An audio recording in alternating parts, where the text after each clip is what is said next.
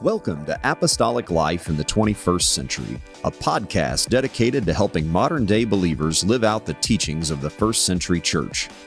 This podcast is part of the teaching ministry of Dr. David K. Bernard. Dr. Bernard has dedicated his life to studying the Bible and helping believers apply its message to their daily lives. In Apostolic Life in the 21st Century, Dr. Bernard answers your questions about what the Bible teaches and how those teachings apply to everyday life. Thank you for joining us for this broadcast. The North American Church focuses quite a bit of attention on two specific religious holidays, Easter and Christmas. However, some apostolic believers, including many outside North America, view these celebrations in a very negative light. They are concerned about the pagan origins and overtones of those two specific holidays, as well as their connection to Catholicism, and they argue that Christians should not participate in Christmas and Easter celebrations. What does the Bible say about holidays, particularly Christmas and Easter? Should a Christian celebrate those holidays? The Bible gives us clear direction in Romans chapter 14. So let me read a few verses here. I've got the New King James. Romans 14:5 says, one person esteems one day above another, another esteems every day alike. Let each be fully convinced in his own mind. And then verse 6, he who observes the day observes it to the Lord, and he who does not observe the day to the Lord, he does not observe it. Essentially, what we have here is the concept of Christian liberty.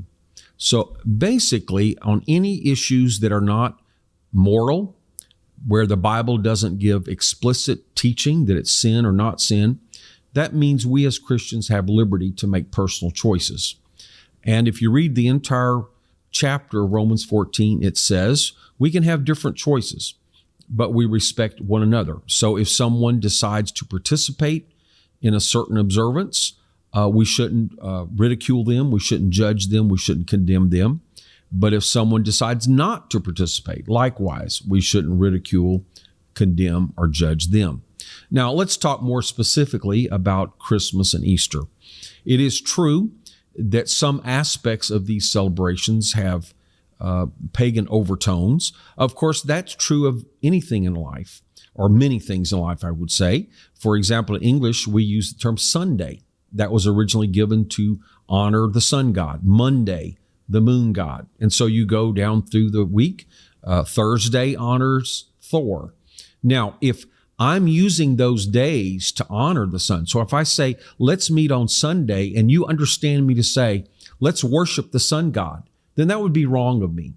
But if I'm just using that as a cultural expression, an English expression, and neither you nor I think I'm giving any honor to the sun, I'm just using the conventional names, then I haven't done anything morally wrong. And so I have liberty. Now, if I really feel bad and don't want to leave any wrong impression, don't want to give any credence to this, I could say, let's meet on the first day of the week. And that would be okay. In other words, I have a choice. It's not a matter of sin. It's not a matter of biblical prohibition or command. It's not a matter of evil. It's not a matter of morality. So I have a personal choice. That's how I look at things like Christmas and Easter. Now, some people say, we're celebrating paganism. If you're truly doing that, or if the people you're associated with truly think you're promoting idolatry, you're promoting pagan worship, then you shouldn't celebrate. But if you say, regardless of the connotations of secular people, or regardless of some of the origins, I'm not doing this for any pagan celebration. I'm not worshiping any idol, and I'm not encouraging anybody to worship idol. I have chosen this day to celebrate the Lord. Well, then you have transformed that meaning into something that is acceptable. So you have a personal choice.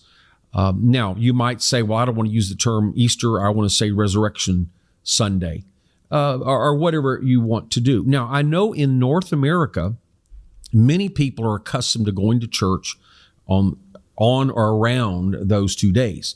So as a practical matter for a pastor, it's a great time to encourage people to come to church. And once they come to church, they get exposed to the apostolic faith, to Pentecostal worship, the move of the Spirit, and we might win them. So it can be a great evangelistic tool. I think it is a good thing to do. Now, in some heavily Catholic countries like Latin America, some of these celebrations are so closely associated with Roman Catholicism or with paganism that many Christians say, I don't want to have any part of that. Well, in that culture, that's understandable. So in summary, I think Romans 14 does give us the answer. If you feel like that participating in these events would associate you with paganism, where you would feel like you're honoring pagan gods, or you think your friends and family and the people you're trying to win the Lord will think you're actually supporting pagan worship, then by all means don't participate.